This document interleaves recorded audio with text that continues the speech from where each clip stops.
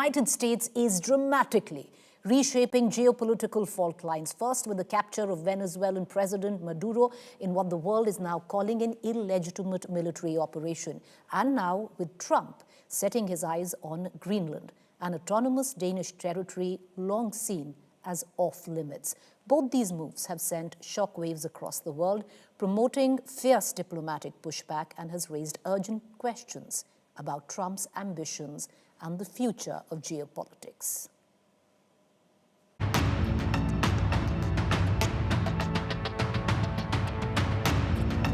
Days after the U.S. forces captured Venezuelan President Nicolás Maduro and his wife Celia Flores, President Donald Trump has outlined his plan for the Latin American country.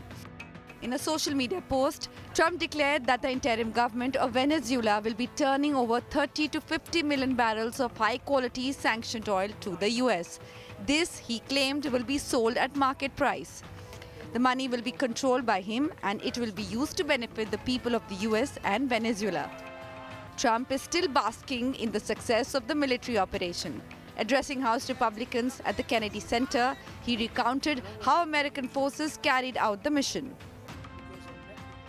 It was so complex, 152 airplanes, many, talk about boots on the ground. We had a lot of boots on the ground. But it was amazing, and think of it, nobody was killed, and on the other side, a lot of people were killed. Unfortunately, I say that, soldiers.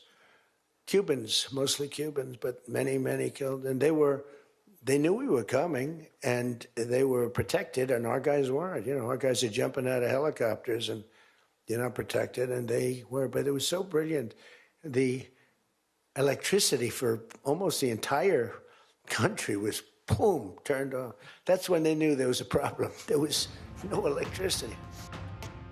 Trump is not done yet. The US president has now set his eyes on Greenland. We need Greenland from a national security situation. It's so strategic. Right now, Greenland is covered with Russian and Chinese ships all over the place. We need Greenland from the standpoint of national security. And Denmark is not going to be able to do it, I can tell you. A second wave. US media reports claim Trump has already told his team to prepare a plan to take Greenland, an autonomous territory under Denmark's control. According to media reports, Secretary of State Marco Rubio has told Republican lawmakers Trump plans to buy Greenland. Another Trump aide, Deputy Chief of Staff Stephen Miller, in an interview claimed nobody is going to fight the US militarily over the future of Greenland.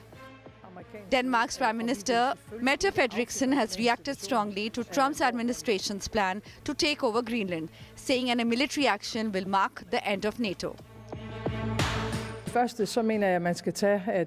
Firstly, I believe that the American president should be taken seriously when he says that he wants Greenland. But I also want to make it clear that if the United States chooses to attack another NATO country militarily, then everything stops.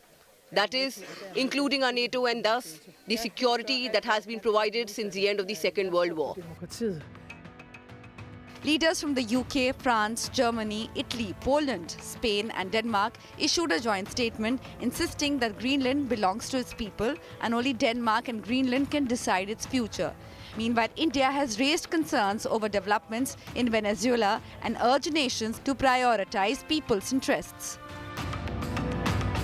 Yes, we are concerned at the developments, but we would really urge all the parties involved to now sit down and come to a position which is in the interest of the well-being and the safety